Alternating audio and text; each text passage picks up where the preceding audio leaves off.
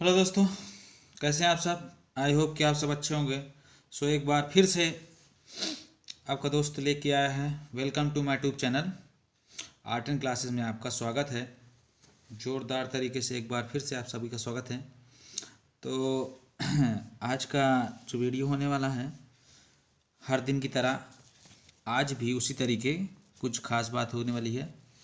तो आप सब लोग तैयार हो जाइए और अपन समय ना बर्बाद करते हुए वीडियो की तरफ चलते हैं। अपना एक्सरसाइज आज का दोस्तों, जो मैंने एक्सरसाइज उस दिन मैंने एग्जाम्पल की बात किया था, आज एग्जाम्पल नहीं चलेंगे, आज एक्सरसाइज की बात करेंगे दोस्तों। बहुत ज़्यादा एग्जाम्पल लगा लिए थे, 15-14 एग्जाम्पल थे इसमें, सब लगा लिए थे और मेरे ख्याल से कोई सवाल फंसना नहीं चाहिए। और फिर भी इसके बावजूद भी फंसता है तो मैं पूरी कोशिश करूँगा कि आप फंसे ना। और यदि कोई सवालों को प्रैक्टिस कर सकते हैं तो हो सकता है।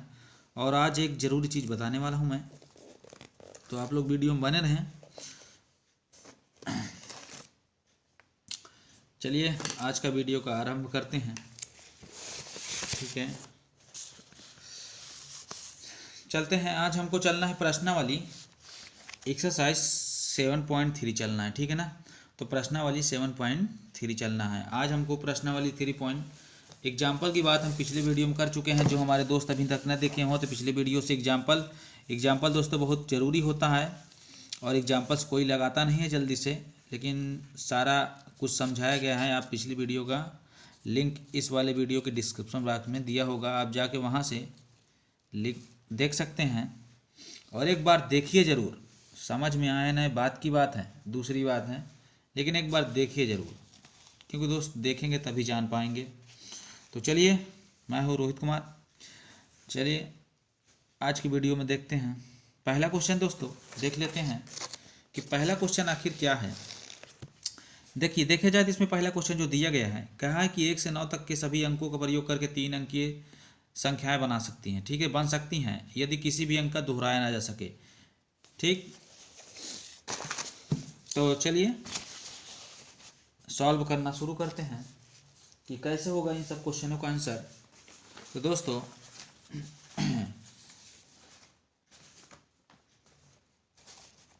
तो सबसे पहले ये लिख लेते हैं कि 1 से 9 तक के बोला है।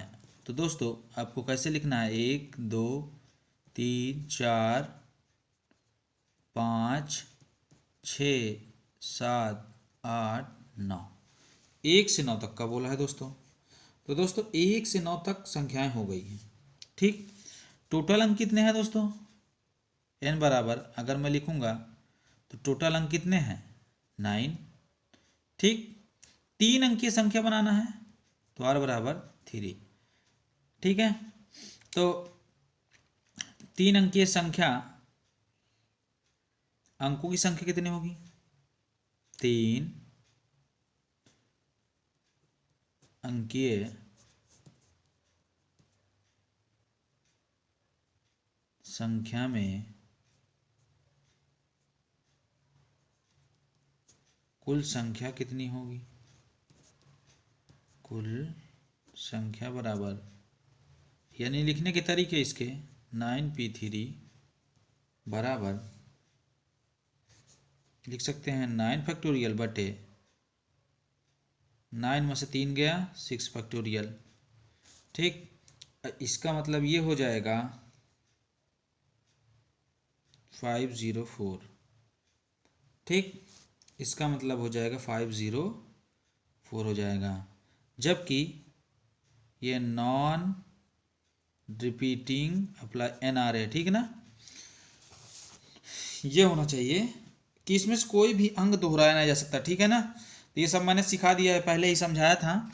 जो दोस्त हमारे नहीं देखे हैं वो पिछला वीडियो देखें तब आगे बढ़ें, जिनको समझ में नहीं आ रहा वो पिछला वीडियो देख लें। उसके बाद दूसरा क्वेश्चन, किसी भी अंक को दोहराए बिना 4 अंक की संख्या होती है। तो दोस्तों आपको पता होना चाहिए, किसी भी अंक को दोहराए बिना 4 अंकों की संख्या होती है। जी बिल्कुल होती है। तो आप देख लीजिए, 0 1 2 3 4 5 6 7 8 9, किसी भी अंक को दोहराइए दोस्तों, अंकों होंगे, अंक यहीं तक होते हैं दोस्तों, 0 1 2 3 अंक यहीं तक होता है, इसलिए अंक इसे ही बोलते हैं, किसी भी अंक को दोहराए बिना।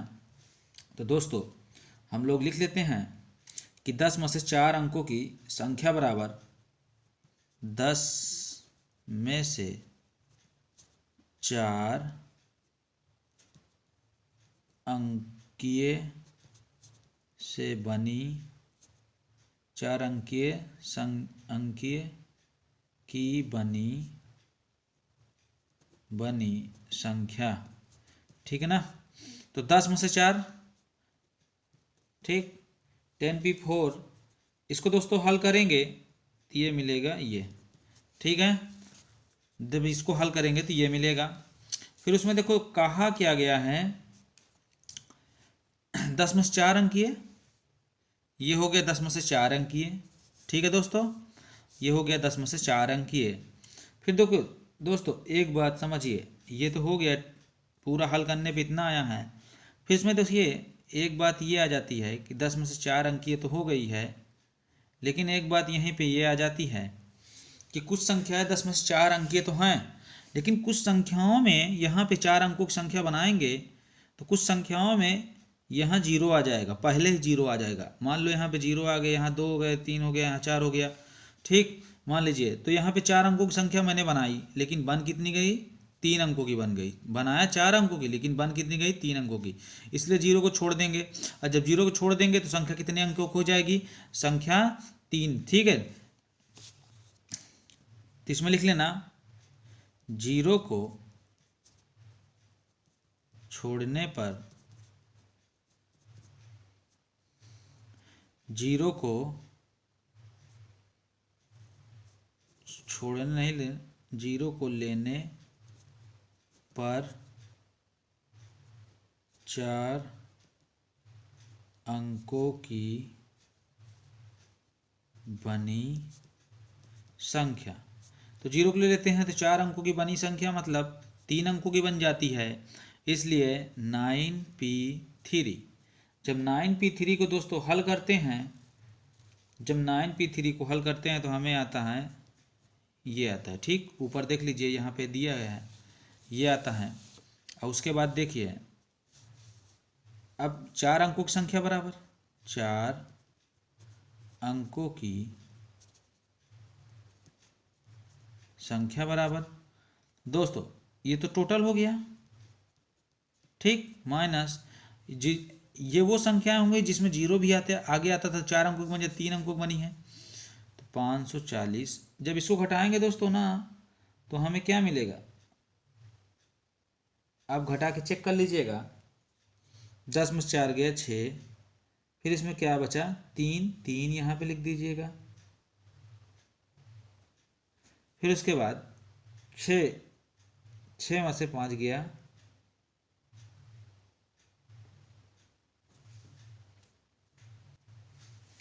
चलिए नेक्स्ट देख लेते हैं। नेक्स्ट क्या है, नेक्स्ट यहाँ पे ये है तीसरा अंक 1 2 3 4 5 6 7 को प्रयुक्त होने वाले 3 अंक की सम संख्या बनाई जा सकती है यदि कोई भी अंक दोहराया नहीं गया। ठीक, यदि कोई भी अंक दोहराया नहीं गया।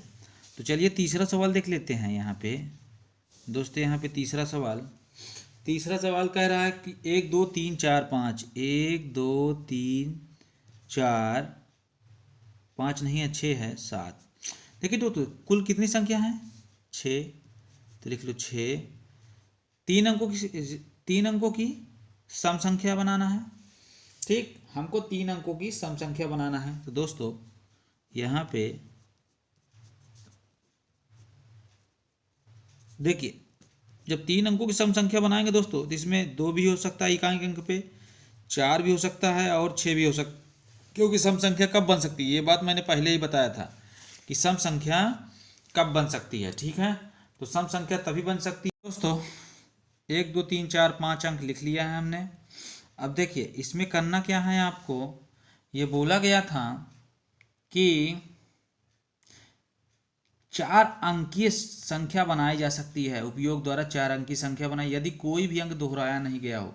तो कोई भी अंक जब दोहराया नहीं जाएगा, नॉन रिपीटिंग अप्लाइड, NRA।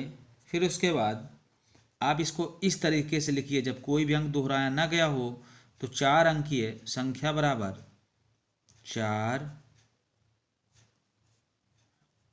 अंकीय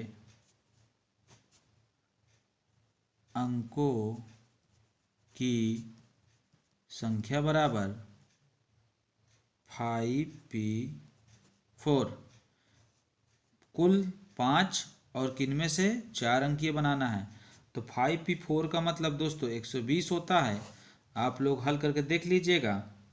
फिर उसके बाद सेकंड नंबर दोस्तों उसमें कहाँ है, क्या कहाँ है सेकंड नंबर ये कहाँ है कि एक से अधिक पद, सेकंड नंबर कहाँ है, इनमें से कितनी सम संख्या होगी, इनमें से कितनी सम संख्या होगी। तो दोस्तों अगर मैं बात करूं सम संख्याओं की, तो दोस्तों इसमें जो है 4 अंकीय सम संख्याओं की मैं बात कर रहा हूं। तो दोस्तों अच्छी तरह से देखिएगा, इसमें एक 2 सम संख्या एक 4 है। ठीक, इकाई का स्थान भी तो 2 आ सकता है तो 4 आ सकता है। ठीक, तो इसके कुछ कितने नियम, इसके कितने तरीके हो गए, 2 तरीके हो गए। ठीक, अगर मैं 2 तरीका हो गया तो कितने संख्याएं बची अब बची हैं 4, तो 4 तरीके, फिर बची हैं 3 तो 3 तरीके, फिर बची हैं 2 तो 2 तरीके। ठीक है, इस तरह हम लिख सकते हैं कि 4 अंकीय सम संख्याओं की संख्या बराबर 4 अंकीय सम संख्याओं की संख्या बराबर, तो हम क्या लिख सकते हैं 2 गुणे 3 गुणे 2 गुणे 4, तो ये आएगा आपका 48। यही आपका आंसर हो जाएगा। ठीक है ना, आई होप कि समझ में आया होगा आप सबको। फिर उसके बाद चलते हैं पाँचवें सवाल पे। पाँचवें सवाल पे दोस्तों चलते हैं। पाँचवा सवाल हमारा क्या कहता है, पाँचवें नंबर का पाँचवा सवाल, ये देखिए पाँचवा सवाल क्या कहता है, फिर देख लेते हैं। पाँचवा सवाल कहता है 8 व्यक्तियों की समिति में हम कितने प्रकार से अध्यक्ष और उपाध्यक्ष चुन सकते हैं, यह मानते हुए कि व्यक्ति एक से अधिक पद नहीं रह सकता है। जब दोस्तों एक से अधिक पद नहीं ले सकता है, जैसे कोई भी व्यक्ति है, ये 2 पद हो गए पहला दूसरा, तो अगर एक से ज़्यादा पद नहीं ले सकता है, या तो इस पद पे रह गया या तो इस पद पे रह गया, मतलब इसकी पॉसिबिलिटी कितनी हो गई, चांस कितने हो गए, 2 चांस हो गए। ठीक, कुल चांस कितने हैं दोस्तों, कुल चांस इसमें जो है 8 व्यक्ति, कुल व्यक्तियों की संख्या 8, तो हम बता सकते हैं कि 2 पदों का चुनाव बराबर, 2 पदों का चुनाव किस प्रकार से, मतलब लिख सकते हैं 8p2, और इसका आंसर क्या आएगा, इसका आंसर मैं चाहता हूं कि आप लोग स्वयं हल कर लें, इतना छोटा सा है, अब इसमें क्या लिखा जाए। ठीक है, तो ये इसमें जैसे कि 8p2, फिर यहाँ पे देखिए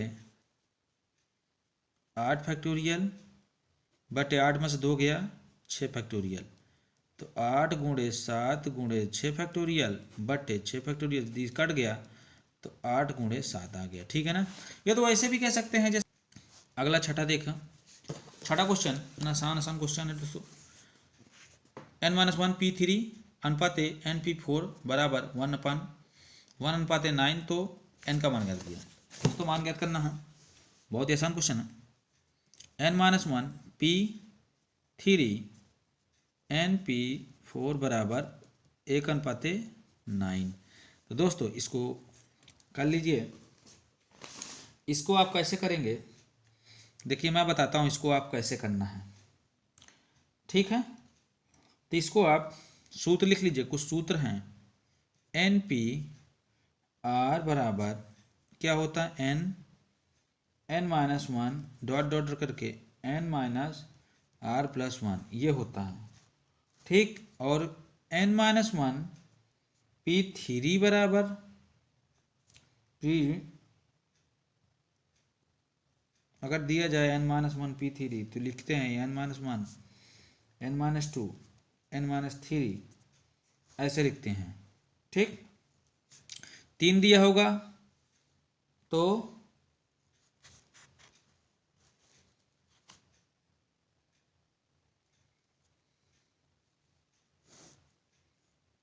आपको मैं बताता हूँ, तो यहाँ डायरेक्ट लिखिए n-1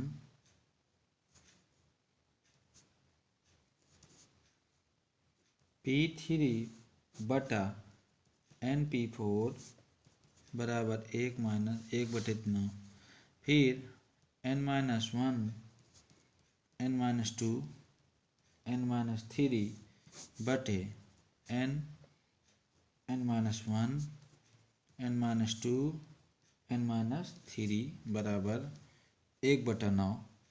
जो कटता है काट दीजिए, बाकी आ जाएगा 1/n बराबर तो n बराबर कितना आ जाएगा 9। ये आपका आंसर हो जाएगा। ठीक है दोस्तों, चलिए नेक्स्ट क्वेश्चन देखते हैं। नेक्स्ट क्वेश्चन 7वां में है, r का मान ज्ञात करना है। 5pr बराबर 2 6pr-1।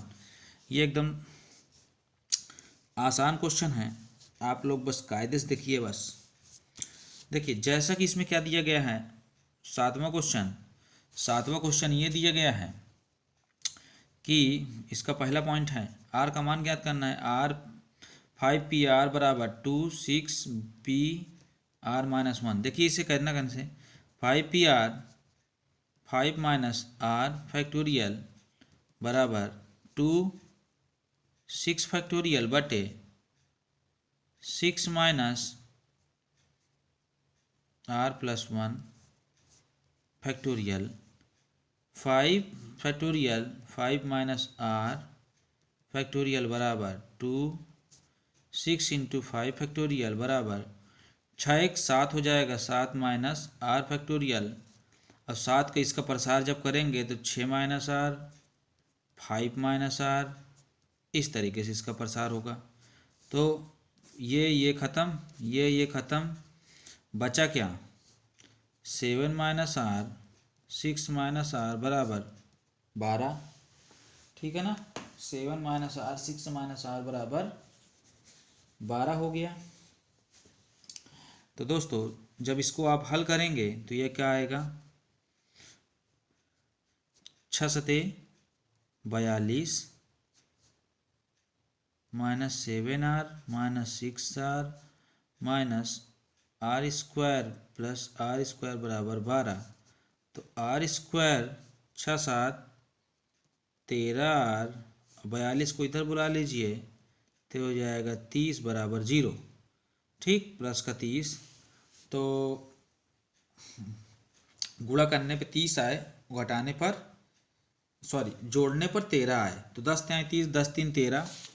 ठीक, 10 × 30 10 × 3 13। तो दोस्तों आप लोग कर लीजिएगा, ये गुणनखंड बनता है, गुणनखंड आप लोग अपने से कर लीजिएगा, आप लोग बड़े हैं। तो यहाँ पे आएगा r+1 + 4 r-4 आएगा और r-9।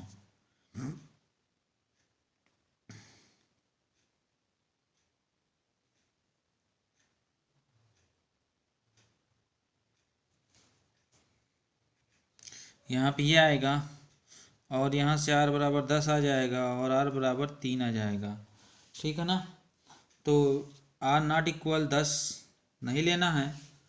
ठीक, क्योंकि उसमें कंडीशन दिया था, इसीलिए इसको मत लीजिएगा। ऐसा इसलिए है कि n का मान जो है r से हमेशा बड़ा होता है, छोटा नहीं होता है। ठीक,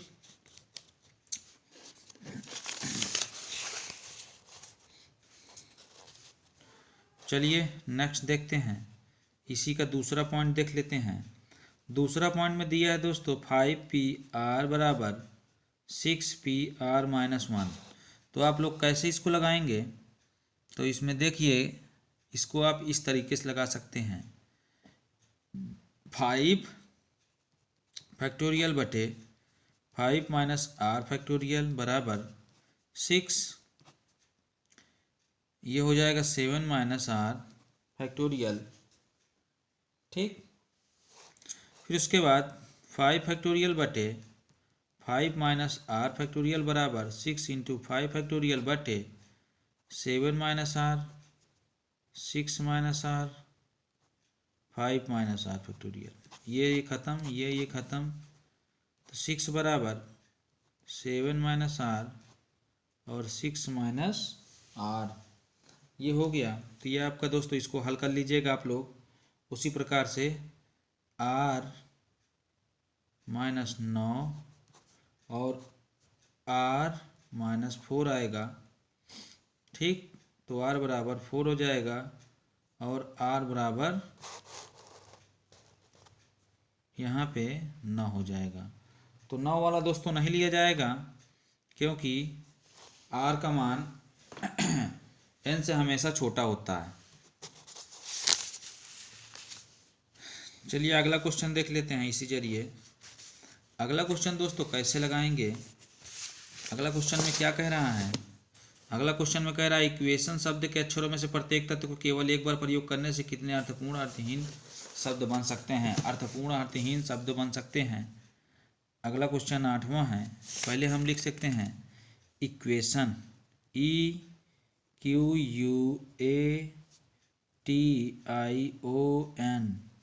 इक्वेशन।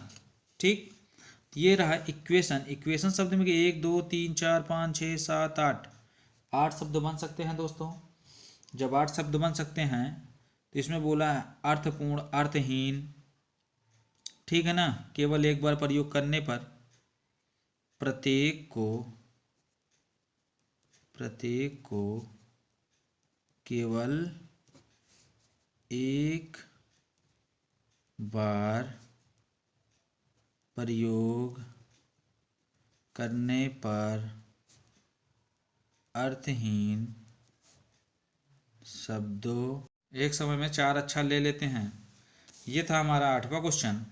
कैसे हुआ ये आप एक बार देख लीजिएगा, वीडियो को रिवर्स कीजिएगा, तुरंत देखिएगा, आपको समझ में आ जाएगा 8वां क्वेश्चन किस प्रकार से लगा है।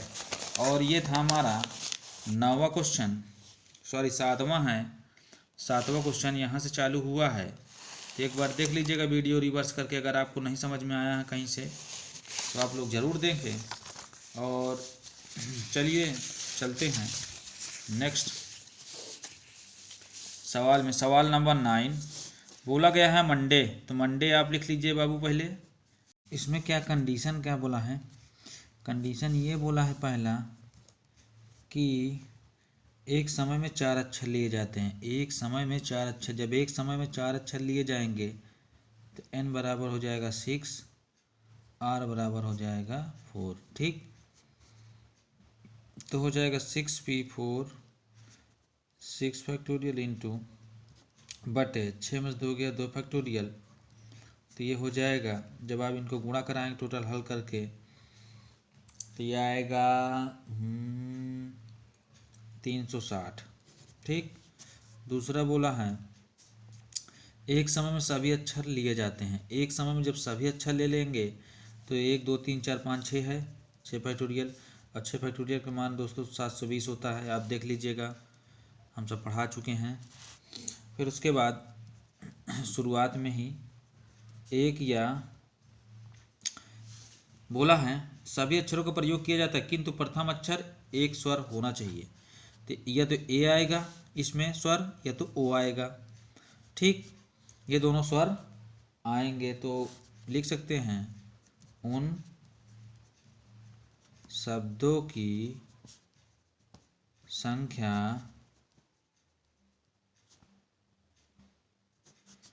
जो स्वर से प्रारंभ होते हैं, जो स्वर से प्रारंभ होते हैं।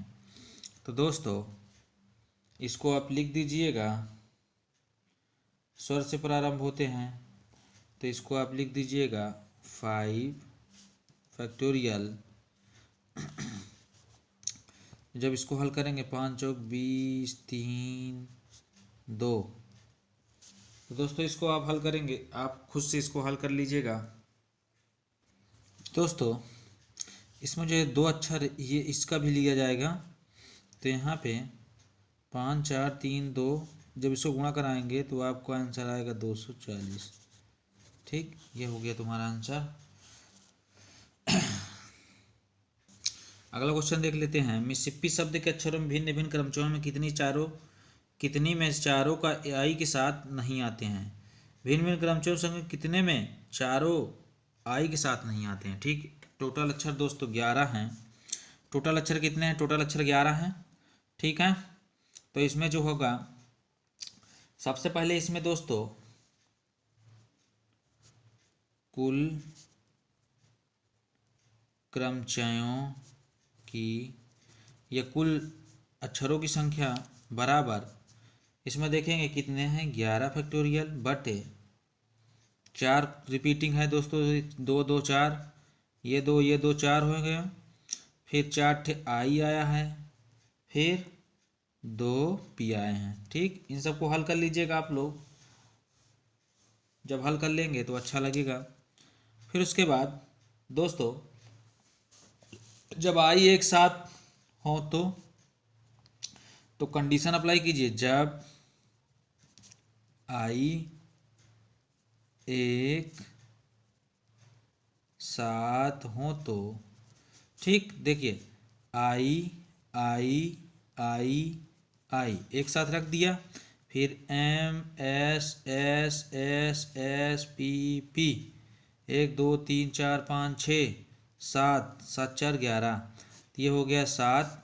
जब एक साथ आएगा तो ये हो गया 1 7 1 कितना हुआ 8, कुल 8 तरीका हुआ, इसलिए लिखेंगे 8 फैक्टोरियल बटे, जिनमें से एस एस 4 बार आया, पी पी 2 बार आया, तो यहाँ पे लिखेंगे, क्या लिखेंगे, जब आई एक साथ ना आए। ठीक, तो कुल क्रमचयों की संख्या बराबर कितनी हो जाएगी, कुल कितना था 11 फैक्टोरियल बटे 4 factorial, 4 factorial into 2 factorial minus 8 factorial बटे 4 फैक्टोरियल 2 फैक्टोरियल। ठीक है दोस्तों, तो इनको आप हल कर लीजिएगा।